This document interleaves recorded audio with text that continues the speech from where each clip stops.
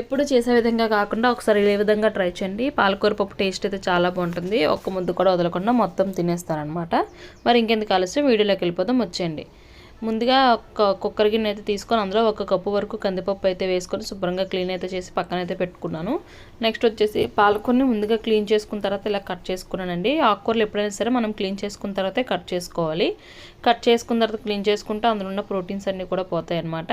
Next వచ్చేసి అందులోనే పచ్చిమిర్చి, అలాగే ఆనియన్, పసుపు, కొంచెం కారము, చింతపండు, వాటర్ అయితే వేసి పొయ్యి మీద పెట్టి ఒక 5 విజిల్స్ వరకు రానివ్వాలన్నమాట. పాలకూరలోనే మనం టమాటా అయితే వేయమండి. సో అందుకే దాని ప్లేస్లో చింతపండు అయితే వేసాను అనమాట. తర్వాత దీన్ని ఒకసారి బాగా మిక్స్ చేసుకున్న తర్వాత ఇందులోనే కొంచెం ఉప్పు అయితే వేసి దీని మీద పొయ్యి మీద అయితే పెట్టి ఒక 10 నిమిషాలు ఉడికించుకుంటే మనకి పప్పు అనేది రెడీ అయిపోతుంది.